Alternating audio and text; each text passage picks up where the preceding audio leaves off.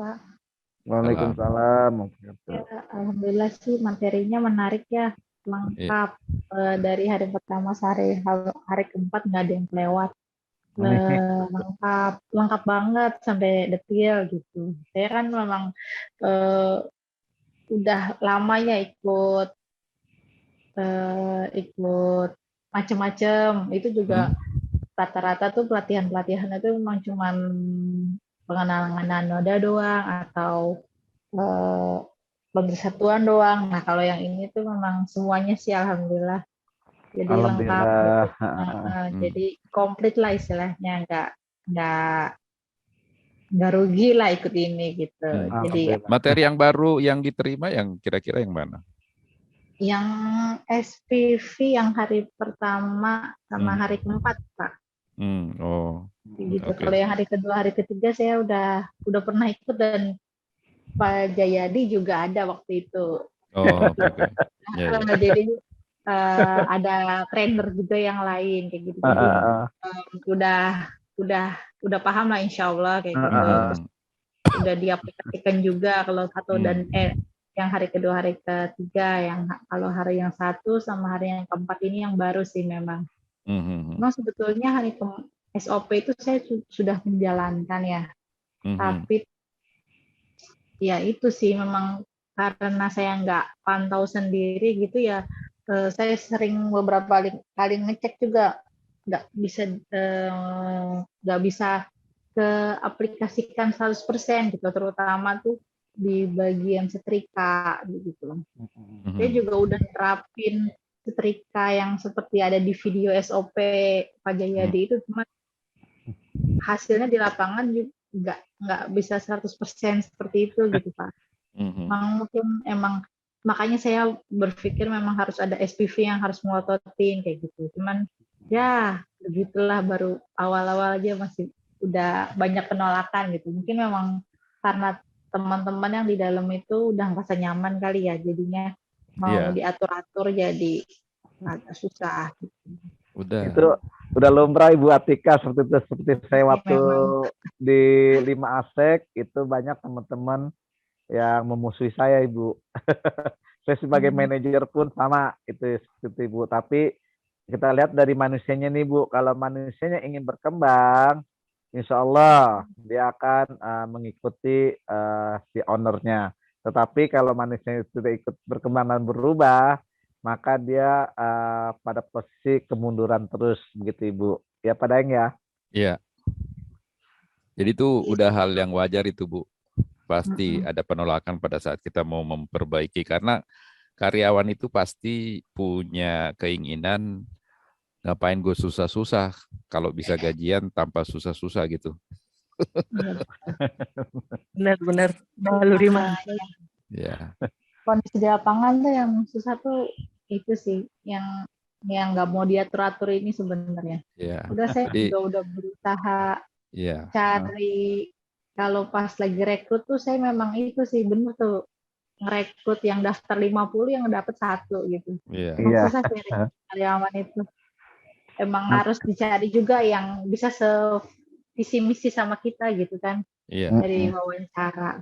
Kalau nggak nanti ujung-ujungnya banyak masalah di belakang gitu. Iya Bu, benar. Karyawan itu.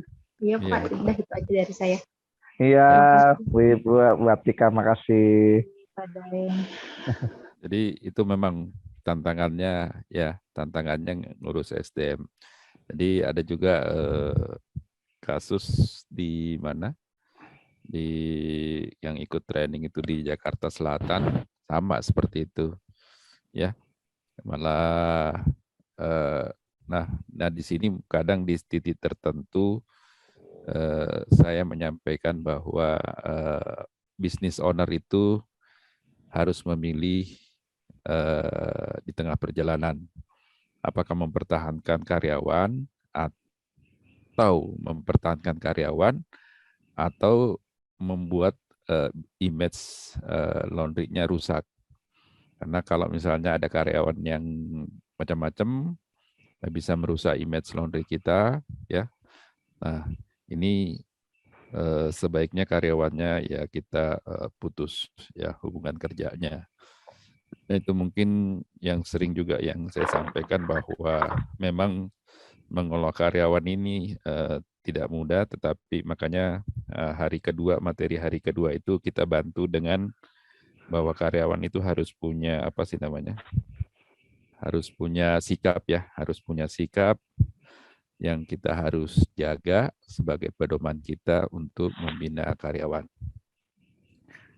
Oke, ada lagi yang mau memberikan testimoninya sebelum kita akhiri? Kalau dari Pak Budiman ada komentarnya Pak Budiman. Halo. Ya, Assalamualaikum Pak. Malam. Ya, alhamdulillah. Kesan saya sih sebetulnya udah bukan main dah, pokoknya top dah. Banyak ilmu yang saya dapat juga.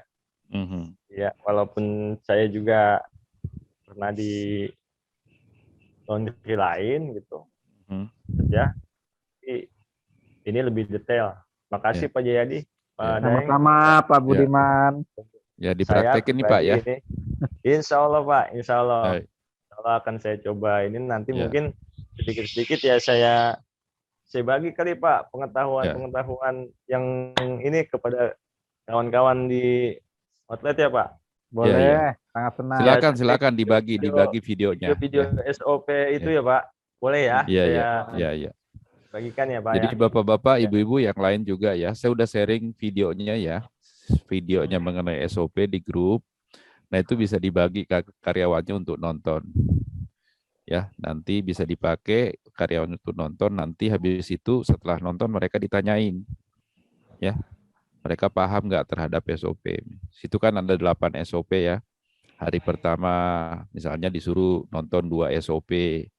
Habis itu nanti ditanyain pemahamannya, disuruh praktekin. Nah, kalau pemahamannya udah bagus dan prakteknya udah bagus ya udah. Ya. Nah, itu bisa. Oke, ada lagi yang lain komentar? Nah, kalau tidak ada komentar mungkin saya Pak Jayadi mungkin menyampaikan terima kasih untuk partisipasinya buat Bapak-Bapak serta Ibu-Ibu semuanya di dalam proses pembelajaran kita selama 4 hari. Mudah-mudahan pembelajarannya selalu saya sampaikan, kita belajar itu untuk menambah ilmu. Ya.